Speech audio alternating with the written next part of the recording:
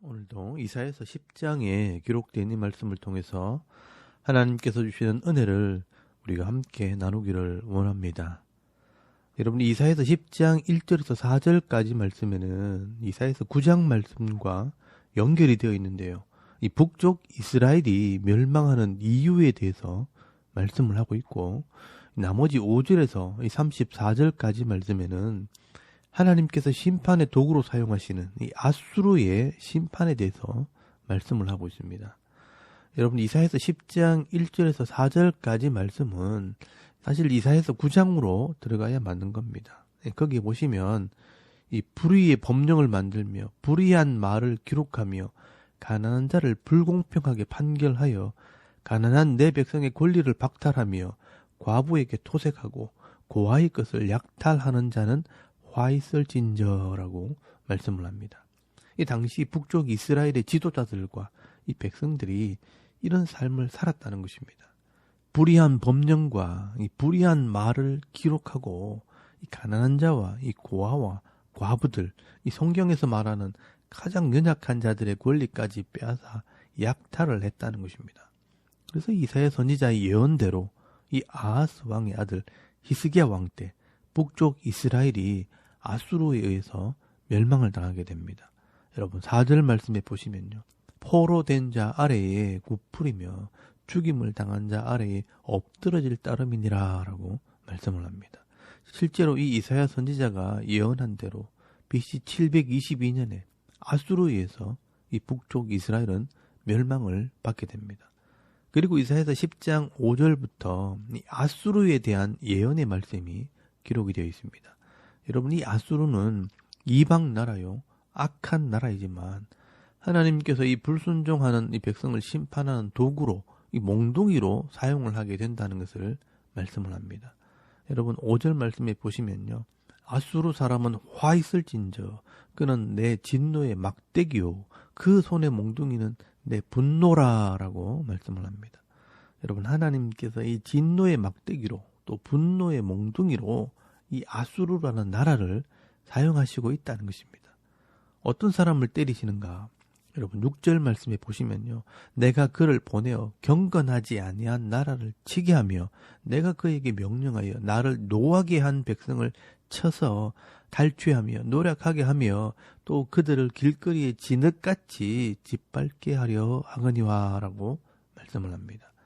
여러분, 여기 경건하지 아니한 나라, 하나님을 노하게 한 백성들, 즉 이 하나님의 백성들을 괴롭히는 나라들, 이 북쪽 이스라엘과 아람을 치겠다고 말씀을 하는 것입니다. 여러분, 이렇게 하나님께서는 이 아수르 같은 악한 나라도 불순종하는 자를 심판하는 도구로 사용하신다는 것입니다. 그런데 중요한 것은요, 이렇게 하나님을 믿지 않는 나라나 이 불신자도 하나님께서 사용하시지만 이 하나님을 믿지 않는 이 아수르라는 나라가 힘이 있다고 자기 스스로가 교만해져서 하나님까지 무시하게 되면 그냥 두지 않는다는 것입니다. 여러분, 이 말은 하나님께서 적당하게 이 불신자들을 내버려 두시지만 하나님을 무시할 정도로 악을 행하게 되면 이 불신자들을 심판하시는 것입니다. 여러분, 이것을 신학적으로는 일반 은총이라고 말합니다. 하나님께서 하나님과 언약한 백성들은 말씀대로 복을 주시고 말씀대로 재앙을 내리게 됩니다. 이것을 우리는 특별 은총이라고 말을 합니다. 그러나 이 불신자들은 언약한 말씀이 없기 때문에 양심의 법에 따라 내버려 두시기도 하고 심판을 하시기도 합니다. 이것을 우리는 일반 은총이라고 말하는 것입니다. 불신자들도 그나마 양심의 법을 따라 선을 행하고 정직하게 살면 이 땅에서는 질서를 위해서 하나님께서 그냥 내버려 두십니다. 그래서 이 불신자들이 평안하게 살아가는 것처럼 보이지만 그러나 그 영혼은 구원을 받지를 못합니다. 그저 이 땅에서 평안히 사는 것으로 만족할지 모르지만 그 영혼의 죄로 말미암아 결국은 영원히 고통을 당하는 지옥에 들어가게 되는 것입니다. 그런데다가 이 불신자가 양심의 법도 버리고 악을 행하게 되면 이 땅에서도 고통을 당하고 심판을 받게 되는 것입니다. 그래서 여러분, 오늘 이사야서 10장 7절에서 11절까지 말씀해 보시면 이 아수르라는 나라가 이방 나라지만 이 주위에 있는 나라들을 점령했다고 이 양심의 법을 버리고 지나치게 악을 행하고 교만한 말을 하게 될 때 하나님께서 이 아수르를 심판하신다는 것입니다. 여러분 7절에서 11절까지 말씀해 보시면요.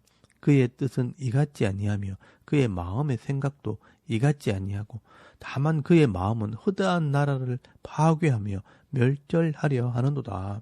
그가 이르기를 내 고관들은 다 왕들이 아니냐. 갈로는 갈그미스와 같지 아니하며 하맛은 아르밧과 같지 아니하며 사마리아는 다메섹과 같지 아니하냐. 내 손이 이미 우상을 섬기는 나라들에게 미쳤나니 그들이 조각한 신상들이 예루살렘과 사마리아의 신상들보다 뛰어났느니라.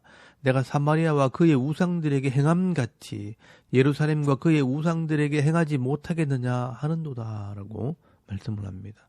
여러분 이 아수르가 이 하나님의 생각과 다르게 자기 욕심을 따라 마음대로 이 주위에 있는 나라들을 파괴하고 멸절하게 됩니다. 그러면서 거기서 멈추지 않고요. 내 고관들은 이 세상의 왕들같이 다 강하다고 자랑을 하면서 내가 다른 나라의 신들을 다 이겼던 것처럼 이제는 사마리아나 예루살렘의 신 하나님을 이길 것이라 하면서 교만한 말을 한다는 것입니다. 여러분 이렇게 하나님의 도구로 쓰임받는 나라라 할지라도 하나님의 뜻을 모르고 교만하게 하나님을 대적하게 될 때 하나님의 심판을 받게 된다는 것을 말씀을 하게 되는 겁니다. 여러분 12절 말씀해 보시면요. 그러므로 주께서 주의 일을 시온산과 예루살렘에 다 행하신 후에 아수르 왕의 완악한 마음의 열매와 높은 눈의 자랑을 벌하시리라 라고 말씀을 하게 됩니다. 여러분 여기 완악한 마음의 열매와 높은 눈의 자랑 때문에 이 아수르가 망하게 된다는 것입니다. 그래서 하나님께서 이 북쪽 이스라엘을 때리는 일을 다 마치고 난 뒤에 이 아수르의 교만을 심판하시겠다는 것입니다. 그래서 여러분 13절에서 14절까지 말씀해 보시면 아수르 왕의 교만한 말이 나옵니다.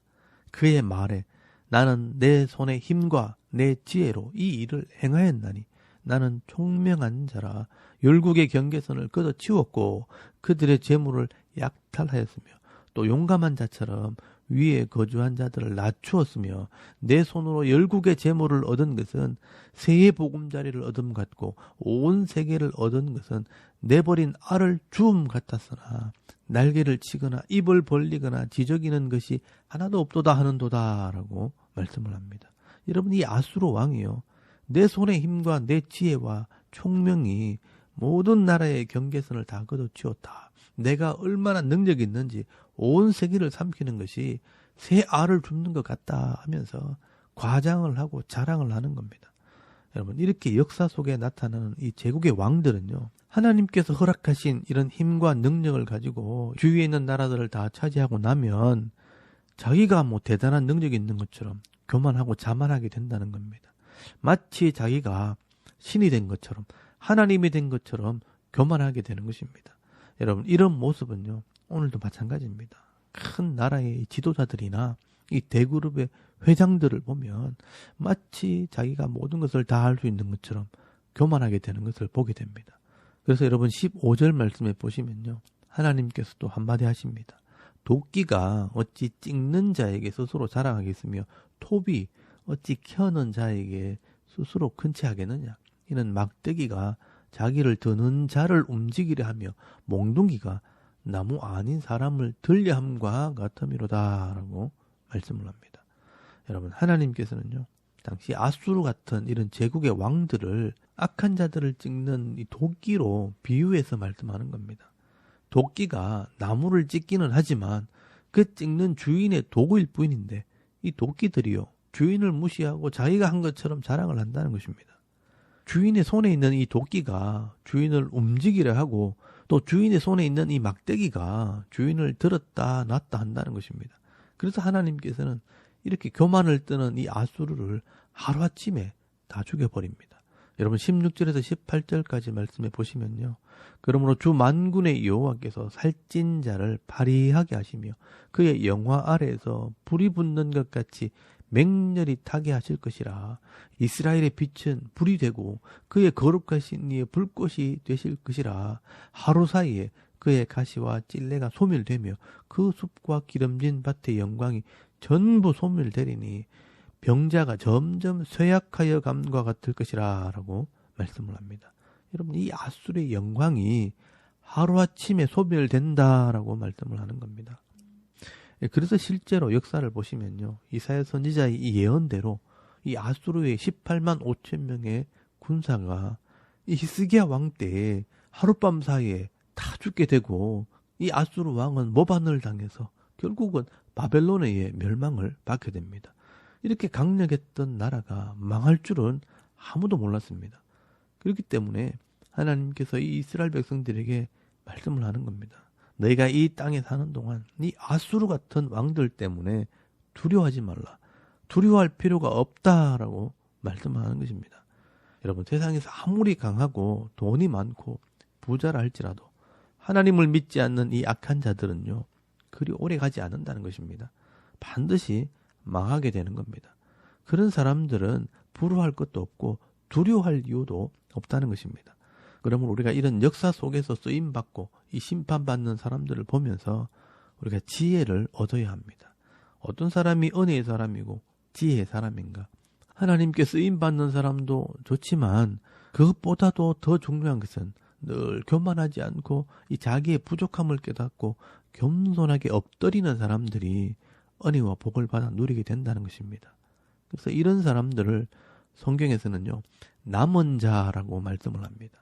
세상의 기준을 따라 살지 않고 하나님의 뜻을 따라 순종하는 자들, 비록 적은 숫자이고 비록 약한 사람들이지만 하나님께서 함께 하심으로 늘 이기고 승리하는 자들이 된다는 것입니다.